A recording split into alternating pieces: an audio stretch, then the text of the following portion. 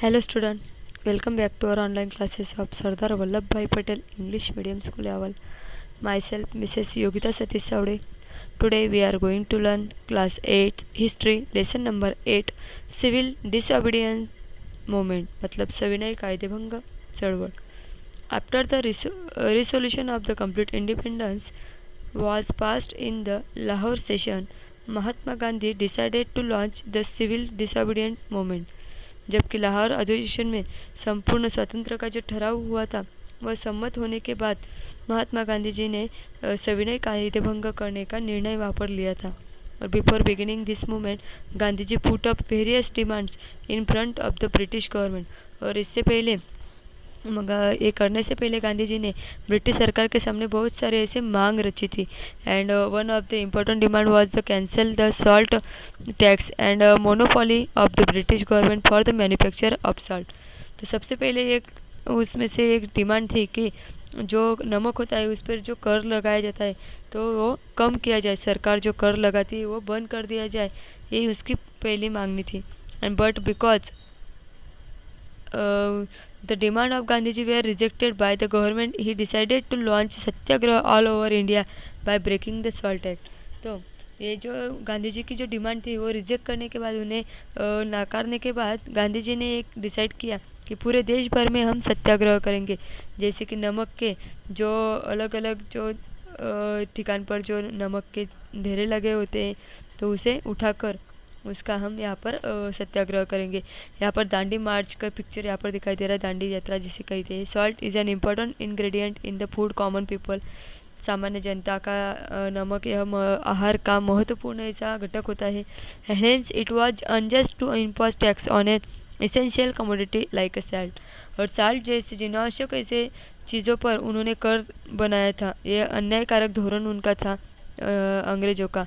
And the extensive objective behind it was to break the oppressive and unjust laws of British government through peace and Satyagraha.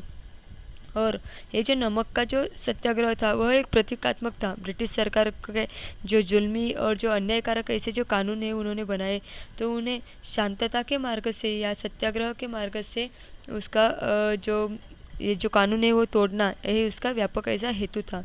Gandhi ji chose Dandi seashore in Gujarat to begin the salt सत्याग्रह.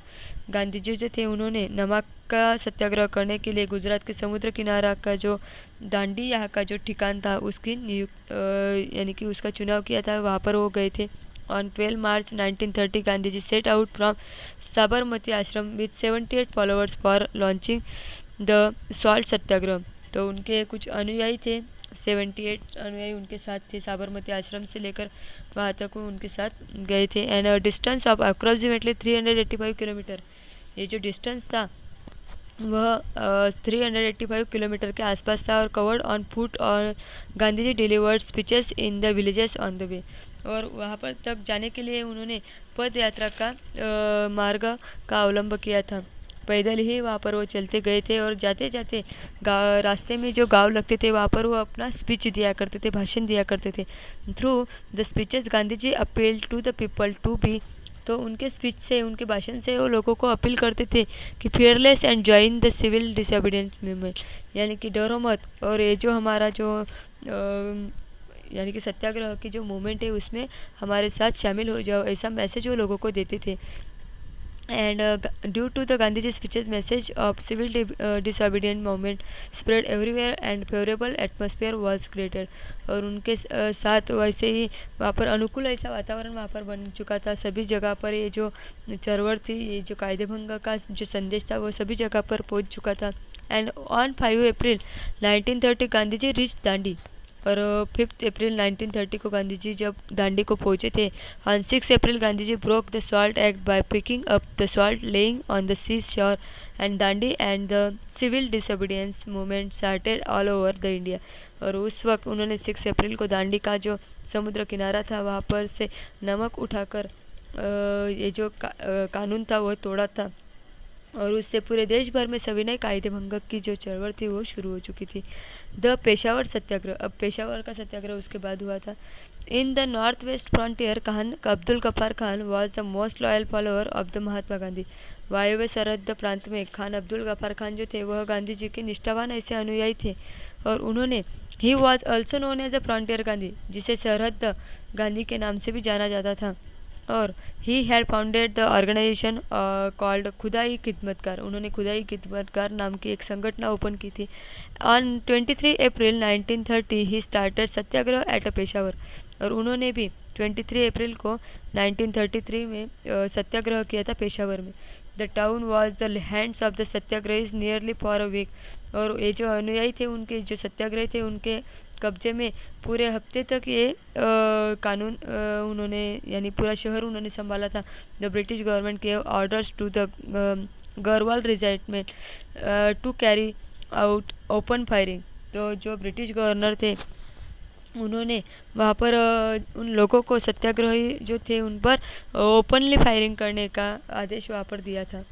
और इस वजह से सत्याग्रही पर openly firing करने की वजह से but Chandra Singh Thakur on officer of Garhwal regiment refuse to open fire, लेकिन जो गढ़वाल पलटने के जो अधिकारी थे चंद्र सिंह ठाकुर उन्होंने ये जो ओपनिंग फायर करने से वहाँ पर नकार दे दिया था।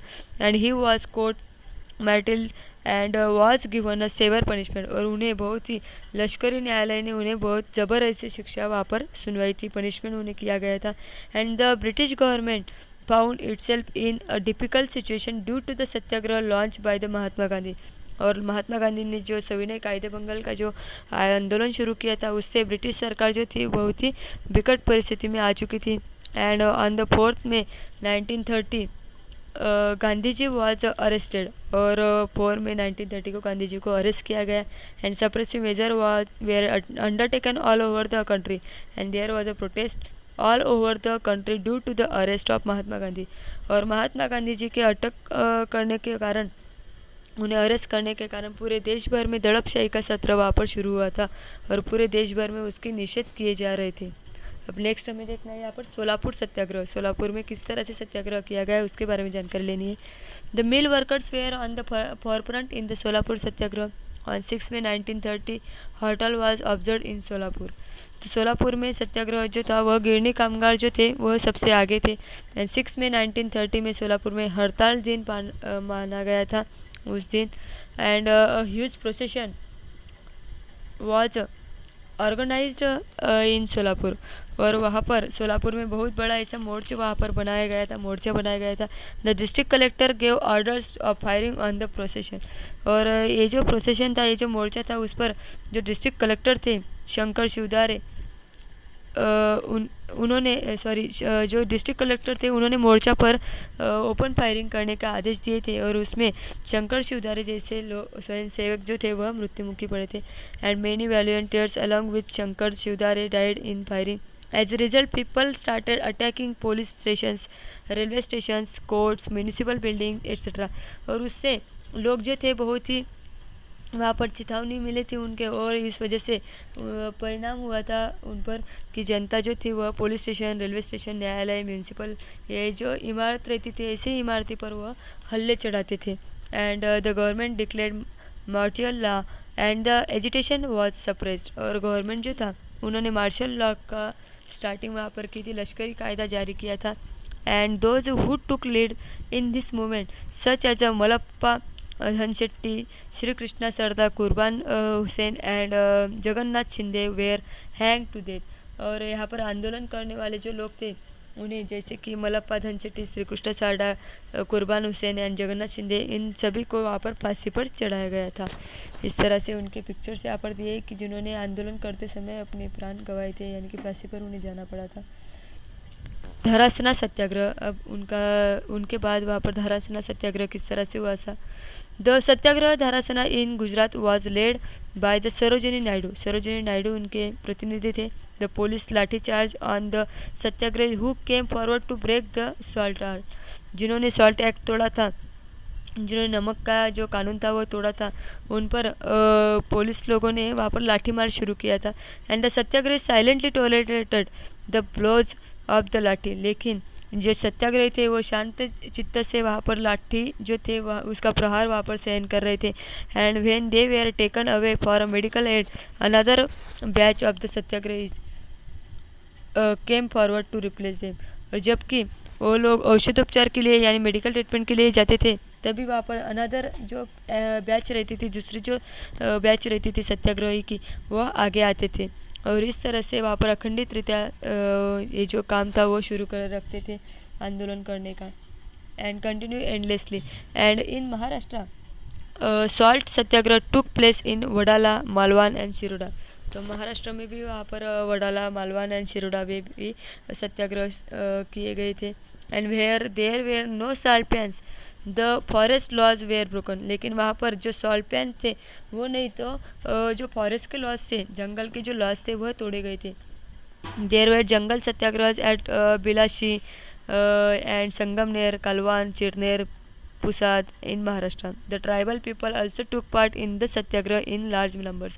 तो वहाँ पर जो ट्राइबल पीपल थे उन्होंने भी वहाँ पर उनका आदिवासी जो लोग थे जंगल सत्याग्रह में उन्होंने ज़्यादा से ज़्यादा सहभाग लिया था। नेक्स्ट है यहाँ पर सेक्रीफाइस ऑफ बाबू गेनू। तो बाबू गेनू जो थे उन्होंने किस तरह से बलिदान दिया था और किस समय में दिया था उसके बारे में जानकारी हम लेने वाले। In Mumbai there was agitation against foreign goods, the vehicle transporting foreign goods were obstructed. Babu Genu Said a mill worker from Mumbai was in the forefront in this moment. तो मुंबई में जहाँ के फॉरेन गुड्स के विरुद्ध में लड़ाई कर रहे थे लोग, व्हीकल्स जो ट्रांसपोर्टिंग होते थे फॉरेन गुड्स के उन्हें रोका गया था। परदेसी जो माल थे उसके वाहतुक करने वाले वाहन जो थे उन्हें आंदोलनकर्ताओं ने रोका था। और उस समय मुंबई में जो गिरने में काम करते थे बाबू गेनू सईद, उन्हें इस आंदोलन में वो सबके फ्रंट में थे, आगे थे। A truck carrying foreign goods safeguarded by the police came in front of Babu Genu. और वहाँ पर जो पुलिस बंदोबस्त में जो परदेशी माल जो ले जाने वाले जो ट्रक था उसके सामने बाबू गेनू जो थे वह आए थे और उस वजह से ट्रक को वह रोकने का प्रयत्न कर रहे थे।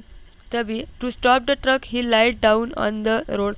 और ट्रक को रोकने के लिए उन्होंने अपने खुद को वहाँ पर लेटा दिया था, लेकिन police threaten him but he did not move from his place. Police लोगों ने उन्हें बहुत उठाने का प्रयत्न किया लेकिन उन्होंने अपनी जगह नहीं छोड़ी। Finally he was crushed under the truck. लेकिन बाद में यानी कि आखिरी में उनने वहाँ पर ट्रक के नीचे वहाँ पर चिरा डाला था।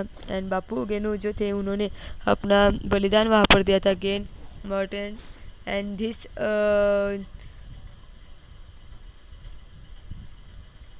This sacrifice of Babu Genu gave inspiration to the national movement. और राष्ट्रीय चळवळ जो थी उसे प्रेरणा देने वाला एक बाबू गेनू का ये बलिदान रहा था। अब आगे हमें देखना है डू यू नो, क्या आप जानते हो, features of the civil disobedience movement. जो कायदे भंग जो था उसकी जो चळवळ थी उसका वैशिष्ट्य किस तरह से थे। All the movement till now were limited only the 2 urban areas but this movement became nationwide movements. People from rural area registered their participation. अब तक जो भी चळवळ हुई थी वह शहर में ही मर्यादित रहती थी, लेकिन ये जो चळवळ थी वह देशव्यापी थी, यानी कि छोटे छोटे गाँव में से भी उसमें लोग पीपल जो थे वह पार्टिसिपेट हो रहे थे। वुमन ऑल्सो टुक पार्ट इन लार्ज नंबर्स, जैसे कि कस्तूरबा गांधी, कमला देवी चट्टोपाध्याय, अवंतिका देवी गोखले, लीलावती मुंशी एंड हंसाबेन मेहता। इस तरह से लेडीज़ भी वहाँ पर शामिल हो रही थी। And this movement was based on complete non violence. और ये जो मूवमेंट थी वह अहिंसक पद्धति से हो रही थी। The British government was trying to greatly suppress this movement but the people protested unarmed. लेकिन इंग्रज शासन जो थे, अंग्रेजी जो ब्रिटिश शासन थे वह उसका बहुत बड़ा प्रयत्न कर रहे थे, जोरदार ऐसे झड़पशाही करने का प्रयत्न कर रहे थे, लेकिन निशस्त्र ऐसे प्रतिकार उनका साथ वो लोग कर रहे थे जो भारतीय जनता थी वो। And due to this the Indian movement became fearless. इस वजह से भारतीय जनता जो थी वह निर्भय बन चुकी थी। इस तरह से ये जो मूवमेंट थी उसका वैशिष्ट्य हमने देखा। अब आगे हमें देखना है राउंड टेबल कॉन्फ्रेंस, जो कि पहली राउंड टेबल कॉन्फ्रेंस जो थी वो किस तरह से हुई थी उसके बारे में जानकारी लेनी है, यानी कि गोलमेज परिषद जिसे हम कहते हैं। तो in the opinion of the British prime minister Ramsay McDonald, while the civil disobedient movement was going on, the constitutional issues regarding India should be thought over. तो सविनय कायदे भंग जो था उसके आंदोलन शुरू होने जब शुरू हुआ था तभी भारत से संबंधित घटनात्मक जो सवाल थे उस पर चर्चा करने के लिए ब्रिटेन के जो प्रधानमंत्री थे रामसे मैकडोनाल्ड वो वहाँ पर आए थे। यानी कि उनका ऐसा कहना था कि भारत के कुछ सवाल थे उस पर चर्चा की जाए और इस वजह से उन्होंने लंदन में एक परिषद का आयोजन किया था। For this purpose he organize conference in at London and this conference is known as a round table conference और उसी को गोलमेज परिषद कहा जाता है जो कि 1930 से लेकर 1932 3 round table conference were organize उसमें 3 बार वहाँ पर जो गोलमेज परिषद थी वो 3 बनाए गए थे। तो सबसे पहले हम देखने वाले यहाँ पर पहली गोलमेज परिषद यानी कि first round table conference. Ramsay McDonald was the chairman of the round table conference. सबसे पहली जो हुई थी उसमें रामसे मैकडोनाल्ड ये परिषद के अध्यक्ष थे। And the round table conference and representative of the England and India participated in the conference. उसमें भारत के और इंग्लैंड के दोनों के प्रतिनिधि थे और doctor Baba Saheb Ambedkar, sir Tej Bahadur Sapru, barrister Jinnah etcetera. In the conference there were discussion on various topics such as the responsible government at central level, establishment of federal state in India and etc. Representative of the different political parties in India and rulers of princely states participated in the conference. तो ये जो conference थी वहाँ पर बहुत सारे अलग अलग सवाल कहे गए थे जैसे कि केंद्रीय स्तर पर जो जवाबदार जिम्मेदार ऐसी शासन पद्धति है, भारत के संघ राज्य की जो स्थापना है, ऐसे अलग अलग सब्जेक्ट पर वहाँ पर चर्चा की गई थी और उसमें राष्ट्रीय पक्ष सांसनिक के प्रतिनिधि भी वहाँ पर शामिल थे। However, the Indian National Congress did not participate in it. लेकिन इंडियन नेशनल कांग्रेस जो थी तो उसके प्रतिनिधि वहाँ पर नहीं थे, उसमें शामिल नहीं हुए थे। And the Indian national Congress was body that represented the country. Without its participation, the deliberation in the round table conference were indeed meaningless. और जो कि जहाँ पर राष्ट्रीय सभा की जो परिषद नहीं लिया था तो जो कि देश की प्रतिनिधि कैसी संस्था थी, इस वजह से उनका सहभाग न होने के कारण गोलमेज परिषद जो थी उनकी जो चर्चा हुई थी वह निष्फल ठहरी थी। नेक्स्ट यहाँ पर गांधी आयरविन पैक्ट। गांधी और आयरविन जो थे उनमें किस तरह से पैक्ट हुआ था इसके बारे में जानकारी लेने, करार के बारे में।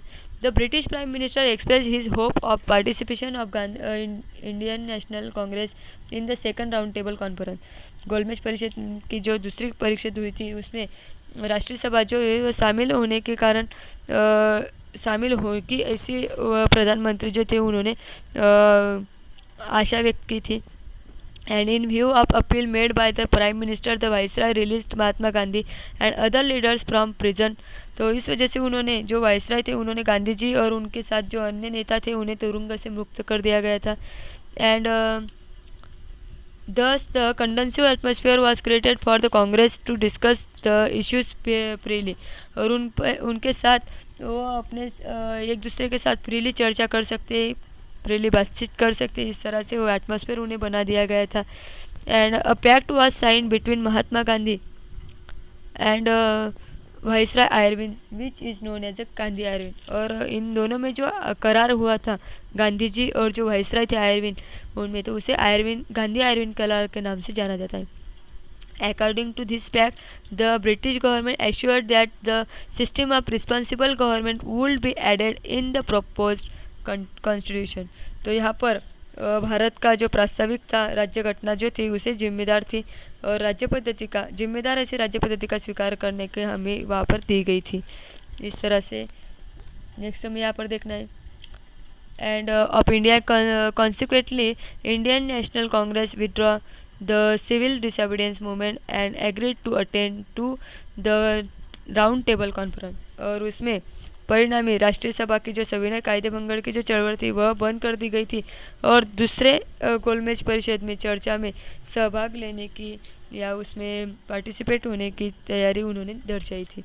सेकंड राउंड टेबल कॉन्फ्रेंस में क्या बातचीत हुई थी, किसके बारे में जानकारी हमें लेनी है। In 1931 the second round table conference was organize. Mahatma Gandhi attend the conference, उन्होंने वहाँ पर अटेंड की थी as representative of the Indian national congress along with the Indian national congress representative of the various caste and communities political parties as well as princely state were इन्विटेड।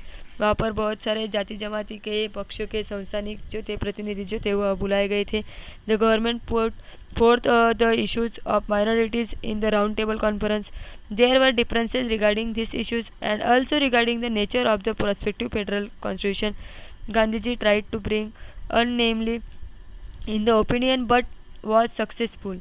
तो वहाँ पर गोलमेज परिषद में सरकार ने अल्पसंख्यक का जो सवाल खड़ा किया था एंड इस सवाल पर भावी संघ राज्य की घटना जो थी उसके स्वरूप पे संबंधी मतभेद हुए थे और गांधी जी जो थे उन्होंने मैत्रिक निर्माण करने का प्रयत्न वहाँ पर किया था।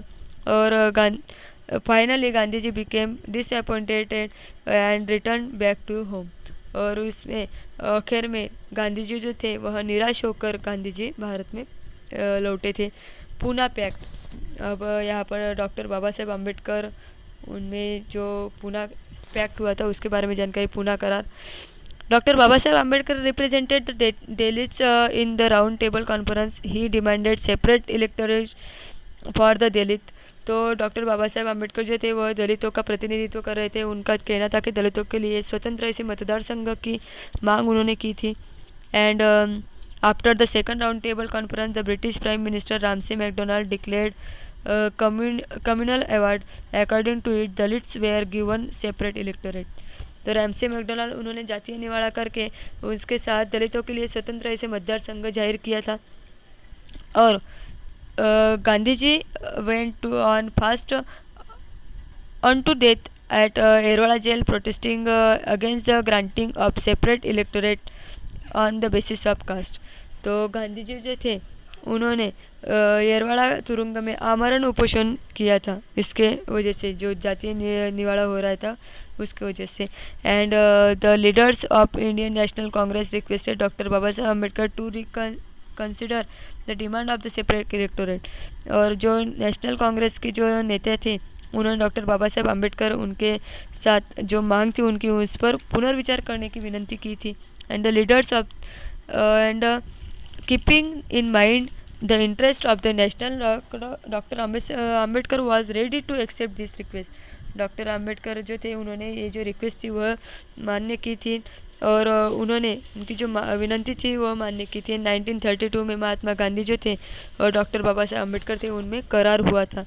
And Mahatma Gandhi and doctor Baba Saheb Ambedkar sign the famous Poona pact. According to this pact separate electorate for the Dalit was, और इस पैक्ट के अनुसार जो सेपरेट इलेक्टोरेट था दलितों के लिए वह कैंसिल हो चुका था। And provision for reserve seats was made, और उनके लिए पुणे करार में ये ऐसा हुआ था कि दलितों के लिए स्वतंत्र मतदार संघ के आयोजित कुछ राखी हुई ऐसी सीट्स वहाँ पर उनकी कर दी गई थी। अब third round table conference in November 1932 the third round table conference was organized in England. The Indian national congress boycotted the conference, thus this conference proved to a futile. नवंबर 1932 में ये हुई थी इंग्लैंड में तीसरी गोलमेज परिषद, और उसमें राष्ट्रीय सभा जो थी उसके परिषद का पर उन्होंने बहिष्कार डाला था और इससे ये जो परिषद थी वह भी अर्थहीन रही थी। Second page of civil disobedience govern, तो यहाँ पर जो मूवमेंट, तो Gandhi ji return to India from the second round table conference with a dejected mind and he decided to restart the civil disobedient movement. Gandhi ji was immediately arrested. तो दूसरी गोलमेज परिषद के बाद उद्विग्न होकर महात्मा गांधी जब वापस लौटे थे तब उन्होंने सविनय कायदे भंग को फिर से शुरुआत की थी और उस समय उन्हें जल्दी से जल्दी वहाँ पर अरेस्ट किया गया था। And hence there was discontent among the people, और इस वजह से भारतीय जनता में असंतोष निर्माण हुआ था। Government responded to this movement by using inhuman oppressive method and there was strangling of civic rights everywhere. सरकार ने इस चळवळ जो थे उसका अमानुष तरह से उसके दड़पशाही से उनका सवाल का जवाब दिए थे और इस वजह से नागरिक जो हक थे वहाँ पर उन्हें भी उस पर भी वहाँ पर दगा आ चुकी थी।